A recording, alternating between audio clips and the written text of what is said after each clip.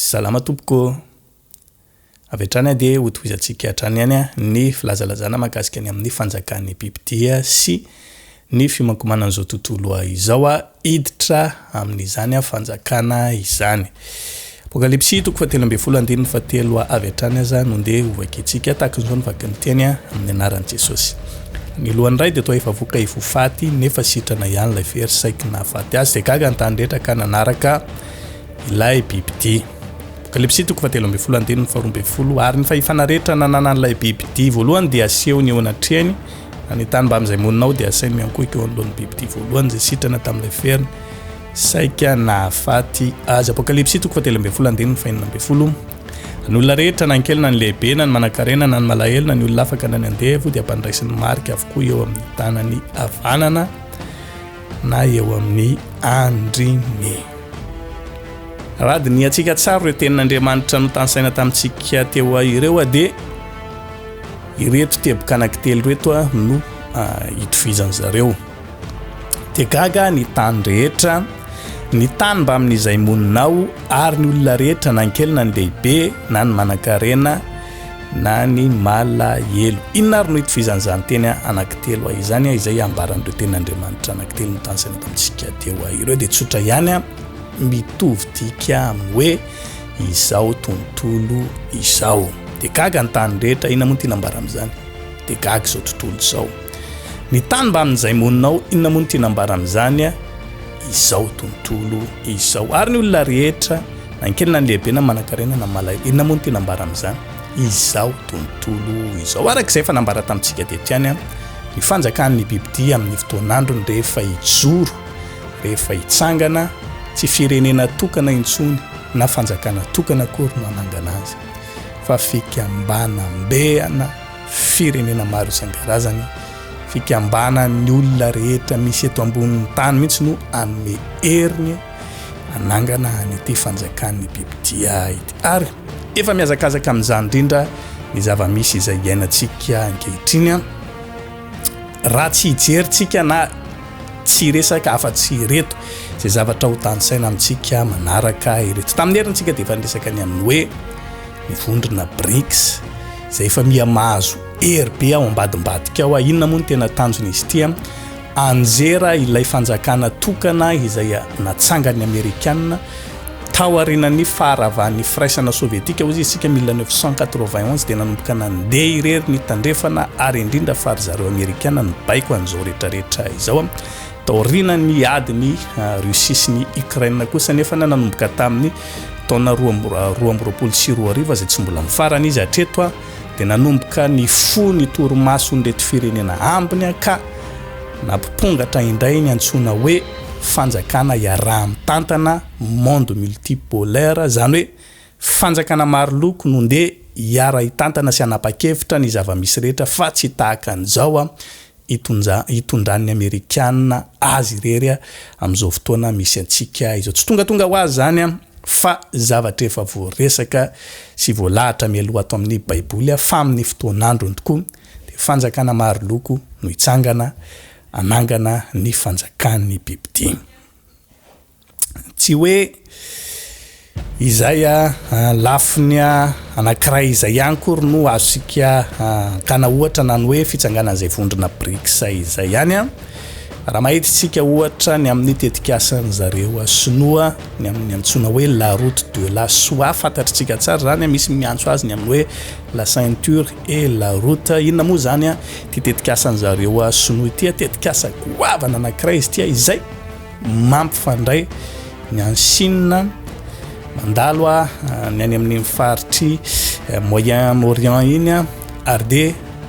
mandalo any Afrika mipaka hatrany Europa. Inona moa ny tanjon'ny zareo sinoa amin'izany? Ampifandray an'izao tontolo izao mihitsy ny alalan'ny fifandraisana an-dranomasina, an-tanety ary koa amin'ny fiaran-dalam-by. Efa manodididina ny firenena 20 no efa tafiditra ao anatin'ity tetikasa ity ary miara-manaiky tokoa ny amin'ny anatanterana an'izany satria ampirindra tsara ny fifanakalozana ara-barotra no antony goavana izay nanaovana an'ity tetikasa goavana ity izay mitontaly amina miliara maro isan-karazany. Raha ho an'ny olon-tsotra izany dia hoe zavatra tsy misy dikany fa zavatra tsara zany e. Aiza indray moa ahita zavatra tahaka izany mba tsy miantoka firehana avion ntsony rehefa mba andeha marotretana ny Chine ohatra na hoe andeha hividy entana avy any Chine fa mba tonga dia tonga par voie terrestre na koa voie maritime dia mora ny fandehan'ny zavatra rehetra. Raha ho an'ny olon-tsotra fotsiny dia izany tokoa nambarana. Fa raha ho antsika mahafantatra tenin'Andriamanitra tsy mandehandeha fahatany kory zany ary ozy izy ity mpandinika anankiray izay antsoina hoe Thomas Gomara. Izy ity dia directeur-ny Institut Français de Relations Internationales raha nahita an'ity karazana projet goavana ataon'zareo sinoa ity dia ozy izy hoe io izy dia restructuration na gouvernance mondiale zany hoe tena karazana fanovana ifotony mihitsy na tena hoe mirestructure mihitsy ny zava-misy na ny rafitra maneran-tany amintsika miresaka izao ary tsy mandehandeha ho azy amin'ny fanambarana zany fa dia tena zany tokoa ny zava-mihitsy izay nambara tamintsika foana ny hoe iova ny rafitra maneran-tany rehefa afaka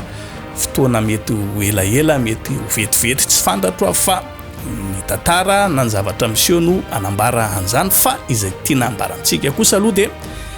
ny zavatra misy rehetra ankehitriny dia tsy mandehandeha ho azy kory fa miazakazaka makany amin'izany hoe fanakambanana ny zavatra rehetra fifandraisana fampifandraisana ny zavatra rehetra ho tonga iray izay avokoa. Mbola raisitsika ihany koa ohatra ny accord d'Abraham fantatritsika tsara ny accord d'Abraham dia noentin'inga Trump no proposena tamin'ireo firenena vitsivitsy any Moyen-Orient izay ahitana ny Israël, ry zareo Bahrain, ry zareo Émirats Arabes Unis, ry zareo Maroc, ry zareo Soudan. Amin'ny ankapobeny dia zavatra impossible mihitsy ny atanteran'izany hoe firenena musulmane raha zay malaza azy tsotra andeha anao accord amin'zareo Israely izany. Raha jerevantsika ny lalàna amin'ny fihamanokana an'zareo reo mantsy any amin'ny résolution de Khartoum izay novolavolaina tamin'ny 1967 tany hoany dia manambara mazava fa pas de paix, pas de reconnaissance, pas de négociation zany hoe sady tsy misy filaminana mihitsy tsy misy zavatra fifampirarahana azy atao amin'ny Israely tsy azo mireconnaître mihitsy koa andry zareo Israely hoe firenena ara-dalàna na hoe mijoro ara-dalàna zavatra tsy possible mihitsy zany ho an'zareo firenena musulmane. Nefany taoriana ny ty accord d'Abraham ty dia fantatritsika tsara fa betsaka ny zavatra nivoaka tao ary ny fanaraka sy ny fanaiky mazava tsara mihitsy ry zareo reo fa hiara miasa ny amin'ny resaka diplomatika, ny amina resaka politika, ny amina resaka sécurité intérieure sy ny amin'izay amin'ny ankapobeny any amin'iny Moyen-Orient iny dia novolavolaina sy noresahana tao avokoa. Zavatra tsy nisy zany hatramin'izay kanefa teraka zany tamin'ny 2020 mbola nitoy tamin'ny 2022 nisy ny fanaovana Israël sy ny Émirats Arabes Unis ny amin'ny fanaovana accord de libre échange na hoe fifanakalozana malalaka ara-barotra. Zavatra impossible zany nefa tonga possible satria tonga zany zavatra zany tsy hoe zavatra tsisy dikany zany raha ho an'izao tontolo zao zany dia zavatra tsy misy dikany fa raha ho antsika zanak'Andriamanitra mahafantatra tsara izay ambara amin'ny Baiboly dia misy dikany tokoa satria efa manomboka mivondrona tsikelikely eny fanady ireo firenena izay tena mpifanenjika fantatra azy. Raha mbola aka ohatra ihany koa tsika ny amin'izay hoe fanakambanana ny zavatra rehetra ho iray ety ambany masoandro ety izay dia ho resantsika ny resaka arabola ohatra dia tatsika ry zareo Européana dia efa nampiatra tsara ny amin'izay ny amin'ny vola euro fantatritsika tsara firenena tsy fantatro valam-piroapolo ngamba zareo mpikamana na tsy fantatro firy marina nisany fa dia vola tokana no ampiasaina ary dia mandeha tsara ny zavatra rehetra satria na andeha kaiza izy na andeha ho aiza dia vola tokana no ampiasaina. Ny olana kely nefa raha miresaka tsika ny amin'ny hoe chaîne mondiale satria hoe fanjakan'ny bibidia izy tsika maneran-tany dia tsy hijanona fotsiny zany izy ity loha hoe vola euro satria zareo ihany no mampiasa azy ny zareo ao Eropa. Mila zany izy ity mihitatra kokoa ahoana ary ny fomba fisehoany zany raha jerevantsika indray ny amin'ny zava-misy ankehitriny hoe fitarany zany maneran-tany misy ohatra azosika raisina ve fa noetiko faraparanteto ihany izy ity ny mahakasika ny amin'ny resaka monnaie numérique amin'izao fotoana efa presantsika zao na ny crypto monnaie ozy izy tsika maro isan-karazany moa izay ohatra azosika raisina amin'ny ity resaka crypto monnaie ity efa malaza be izy ankehitriny ny amin'ny ohatra hoe bitcoin, litecoin, XRP, Ethereum, ny Solana, Polkadot, Tezos, Leos, Skas, Bitcoin Cash zany rehetrarehetra zany dia antsona avokoa hoe monnaie numérique na ilay crypto monnaie. Inona moa zany ny tena antony iresantsika an'izany ary inona ny tena ampiasana an'ity antsona hoe crypto monnaie ity raha ho resantsika tsotra izy dia tahaka zao amintsika miresaka zao rehefa te anao asa extérieur ny firenena anankiray efa noentina tamintsika ihany zay tamin'ny heriny teto dia tsy maintsy miditra amin'ilay fikambanam-be an'ny banque Swift dia any no manao ny karazana transaction rehetrarehetra zany hoe tsy maintsy avadika amin'ny dollar aloha ny devisenao zay anao vao afaka manao asa ohatra hoe any Iran na ny Arabie Saoudite na any Russie sy ny sisa. Ny olana nefany vokatry ny ady tany Russie sy ny Ukraine teo iny dia no bloqueny zareo Amerikana sy ny tandrefana ny transaction rehetrarehetra nisy atao anatin'izany banque zany ho any zareo Rusiana ary dia teo amin'izay no nitarany hevitra nampandeha nampiroborobo fatratra ny ity antsona hoe crypto monnaie na ity monnaie numérique ity teo aloha izy ity fa elaela ihany no nampisy azy ity fa tsy dia tena nalaza tsy dia nisy presaka tsy dia nisy mpampiasa mihitsy fa taorianany lay ady ny Ukraine sy ny Russia rehefa nanomboka nietsika ary zareo BRICS ary zareo ny tena amin'ny ankapobeny amin'ny ankamaroany mpampiasa n'izy ity dia nanomboka ny azakazaka be izy ity satria nahoana afahana amin'izay manao karazana fifanakalozana ara-barotra sy ny sisa ianao zany mividy an'ity monnaie numérique ity tsy mampiasa vola taratasy na zavatra tahaka zany fa mandeha fotsiny any amina resaka informatisé daholo ny zavatra mandeha eo manana volany amin'ny banque ianao itsika any Madagasikara ohatra dia mampiasa en arrière tsika nefa afaka mividy tsara ny crypto monnaie io dia afaka mividy zay entana tiantsika vidiana any ambadika rehetrarehetra any tahaka zany avokoa ny firenena rehetrarehetra ary dia hitantsika fa miazakazaka amin'izany zao tontolo izao tsy tongatonga ho azy zany fa matoa zany tonga sy tanteraka matoa zany misy ankehitriny dia fimakomanana ho ao ny amin'izay hoe fanakambanana ny zava-misy rehetra maneran-tany ka tsy fantatritsika hoe zany ve no karazam-bola izay ho ampiasaina amin'ny fotoanandro satria mety ho tonga amin'izay ny resaka hoe le mitondra vola aloha dia efa tena olana be satria braken'ny mpangalatra le izy rehefa atao any an-trano rehefa manana vola ianao dia sahirana be ny resaka sécurité fa ny amin'ny tony resaka tahaka tony sady tsy vola pelantanana ny tsinitsinina fa resaka code fotsiny resaka chiffre fotsiny no ampedinao sur ordinateur na manana téléphone portable fotsiny ianao dia manana ny amin'izay logiciel ampiasana aminazy dia tsotra vetrany tonga dia mampiasa azy ary zay mihitsy ny zavatra tetavin'izao tontolo zao ary zay mihitsy ny resaka efa mandeha tserony amin'ny mba amina resaka sécurité dia tony tsara ampiasaina mba tsy asahirana be antsika ny amin'ny anakaly vola sy ny karazany dia zavatra tahaka tsy tonga ho azy zany fa fiomanana ny amin'izany hoe fanjakana iaraha-mitatana vola iarahana tonga marika anankiray zany hoe samy mampiasa amin'ny volany ihany ny olona kanefa rehefa te hividy zavatra dia avadika ato amin'ity crypto monnaie ity tonga tokana ihany lay izy arak'izay raha mbola ho tohizantsika kely ihany ny fanazavana somary mbola misy izay azontsika ho resahana ihany ngambany dia ny ara-pivavahana tsy maninona raha somary lasa kely ary fotoanantsika ndao faranantsika androany izy tia ny ara-pivavahana dia fantatritsika tsara fa efa misy ao ambadimbadika ao koa ny mikonkonany amin'izay fampifandraisana ny fivavahana ho tonga iray na tokana izay io la entsona hoe OEUCUMENISME fantatritsika tsara mihitsy izany zavatra rehetrarehetra zany fa nanomboka nahazo vahana izy ty taty amin'ny faraparany 19e siècle ara-tantara tsy hidirantsika lavitra be moa fa raha mijerytsika anaty internet any dia mahita tsara mihitsy fa tany amin'ny 1958 no tena nampahazo vahana an'izy ity sy no niresahana azy misimisy kokoa ary tamin'ny 1986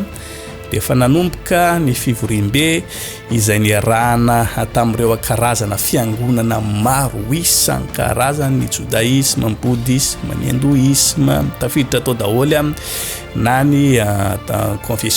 confession chrétienne zany na ny autre na reny hafa maro isan-karazany reny nanomboka ny vory ny fandinika ny amin'izany ahoana moa zany tokony atao fa tsy kitiny ka tokony hitambatra ho iray ihany tamin'ny tsy 1900 fa efa 2019 zany efa tena akaiky atsika tokoa raha ny daty tany Abu Dhabi dia fantatritsika tsara mihitsy nisy izay document nosoniavina mahakasika ny amin'ny firahalahin'ny fiangonana maro isan-karazany zay nisy ny fanotronan'ny Papa François sy ny grand imam Al-Azhar ho an'zareo musulman zay moa zany tena olobelo tomontsika eto fa maro isan-karazany zareo tao hitatsika zany zavatra rehetrarehetra zany zavatra tsy nisy hatramin'izay zany hoe kristiana sy musulman miray latabatra dia mifampiresaka dia mifandinika hoe ahoana ny tokony atao mba ahafahantsika miaina ara-pirahalaina tsara zavatra tsy nisy zany hatramin'izay tonga misy nefa satria nahoana mandeha moramora makany amin'izay fiaraha-mitantana fiaraha miaina anatina tontolo anankiray izay adika hoe tontolo tsy misy olana lavitry ny aya sy ny fahasamihafana fa mba hitovy daholo na firenena mantra na firenena manan-karena dia mba hitovy daholo ny zava-misy zay mantsy zay ny tena hevitra mipitaka ataony zareo reto ato ambadika izay mikasana metraka an'ity fanjakana tokana ity nefa tsy azo hidivirana zany rehetrarehetra zany satria efa voasoratra ao anaty baiboly raha jerevantsika ny tenin'Andriamanitra dia misy tokoa ny antsoina hoe fivavahana tokana izay hitsangana amin'ny andro farany mbola hoentintsika misy kokoa moa io amin'ny fotoanandro manaraka izay antson'ny tenin'Andriamanitra koa izy hoe Babilôna lehibe fa izay aloha no tsara ho fantarina amin'ny tian'io ity mba tsy halava be ny fotoanantsika zany rehetrarehetra zany ho eo no misy tanteraka dia fatanterahany faminanina ato amin'ny baiboly avokoa fa miomana sy miazakazaka mankany amin'izany fanjakan'ny bibidia zany izao tontolo izao ny amin'ny resaka fifandraisan-davitra sy ny serasera zany ngamba dia tsy resahana firy amintsika tsony amin'ny hoe réseaux sociaux sy ny internet amin'izao fotoana izao taloha tsy mba nisy an'izany taloha sahirana be rehefa hifandray amin'olona taloha dia tena hoe sarotra be mandefa fax mandefa manoratra taratasy efa tapabolana ny sasany vao tonga efa ray volana ny sasany na nisy ary le telefônina taloha dia lafo be ny vidiny dia tsy mifankahita tare fa mifampiantso dia nanahirana ny fifandraisana taloha fa amintsika miresaka zao eo ny eo ihany olona dia afaka mifankahita mifanatritava ary afaka mahita ny vaovao misy maneran-tany amin'ny fotoanandron'iny ihany izay isehony tsy tonga ho azo azany rehetrarehetra zany fa zany natao mba iomanana ny an'izay fanjakana iaraha-mitantana satria rehefa mifandray avokoa ny zavatra rehetra dia mora ny manao ny antsoina hoe contrôle mondial ho resantsika farany ny amin'ny ara-tafika satria ity no somary manahirakirana kely amintsika miresaka zao dia efa misy ohatra azontsika raisana tsara mihitsy ny fikambana be ny ONU fantatritsika tsara ny zava-misy ao fa dia zareo no mpandrindra amin'ny ankapobeny ny fandripahalemana maneran-tany amintsika miresaka zao dia efa manodididina ny 193 pays ngamba raha tsy diso ako ny membre ao anatin'izany ONU izany tsy vitsy zany efa amin'ny ankapobeny mihitsy ny firenena rehetra no ao tsy zavatra tonga ho azo koa nefa n'izany fa amin'ny fotoanandro farany dia efa nambarantsika teto ihany hoe ilay fanjakan'ny bibidia dia anana ny tafiny manokana ary tsy tafika firenena tokany fa firenena maro isan isan-karazany ary efa mizotra moramora makany amin'izany ny zavatra misy rehetra maninona moa ny hoe efa elany raha ny oaina io zany no naoriny dina moa mahatonga antsika hoe zany dia efa lalana izorana makany amin'ny zany fanjakany bibidia zany izay mihitsy tokoa li satria tsy mora ny manova ny rafitra misy ankehitriny sy efa mijoro tsy mora ny mametraka rafitra vaovao zany raha metraka rafitra vaovao sy goavany zany amapolo taona ny maro mihitsy ary tsy mahagaga raha toka efa hoe nisy ny fampifandraisana amin'ny fivavahana efa tany amin'ny 1958 no ny resana azy amintsika miresaka zao nefa mbola andala-pahataterahany zavatra rehetrarehetra satria izay mihitsy ilay izy mandeha miada n'io zavatra io mandeha moramora eo kanefa nahoelana hoaingana tsy maintsy ho tonga ihany ny amin'izay fiafarana sy fanambaran'ny baiboly makasika ny amin'izay fanjakan'ny bibidia izay amaranantsika azy dia famezana tsotra ny amin'ny hoe misy olona miteny hoe ny fanjakan'ny bibidia zany ny ONU efa ONU io mihitsy ny le izy misy ndray miteny zany zareo Union Européenne raha toka raisitsika tsotra ohatra fotsiny zao ny hoe ONU inona moa ny tena zavatra misy amin'ny ONU ny ONU tsy dia tena mijery resaka fifandraisan-davitra ONU tsy mijery resaka économie loatra zany ONU tsy miresaka loatra ny social sy fandraisaka fandriampahalemana nakiray zany zay dia efa hoe tsy sisy idirany hoe ONU rery zany fa konikonina fotsiny efa fimakomanana ny amin'izay idirana amin'izany fanjakan'ny bibidia zany fa tsy ny hoe ONU kory no fanjakan'ny bibidia misy ndray ny hoe Union Européenne mamaky tokoa ny bokin'ny Daniel dia hoe efa tena hoe aoriana fanjakana romana tokoa dia zarazara maro isan-karazany izy dia ny Union Européenne zany dia reo zany fanjakan'ny bibidia rehefa mamaky ny efitsika dia amin'ny apokalypsy dia tsy mijanona fotsiny amin'ny Union Européenne izy mitatra amina firenena maro isan-karazany ary raha Union Européenne ihany koa le izy dia raha mijery fotsiny efitsika zao ny euro no ampiasainy zareo tsy misandrahaka tonga izy le vola euro fa mijanonao Europa fotsiny ihany tsy havitanao contrôle mondial zany zareo antony ilazantsika hoe ireny rehetrarehetra reny dia karazana fiazakazahana fotsiny ihany na fiomakomanana idirana amin'ilay tena izy tsy mbola ireny kory natsona hoe fanjakan'ny bibidia fa ho avy ny fotoana zay ahitantsika azy rehefa tafajoro soa tsara ihany ten'Andriamanitra tsy maintsy ho tanteraka ary amin'ny ankapobeny dia efa tanteraka avokoa izay ambaran'ny baiboly dia metraka ny veloma mandram-peona mandram-pitafa ho amintsika amin'ny vidéo manaraka indray samy rotain'Andriamanitra veloma tompoko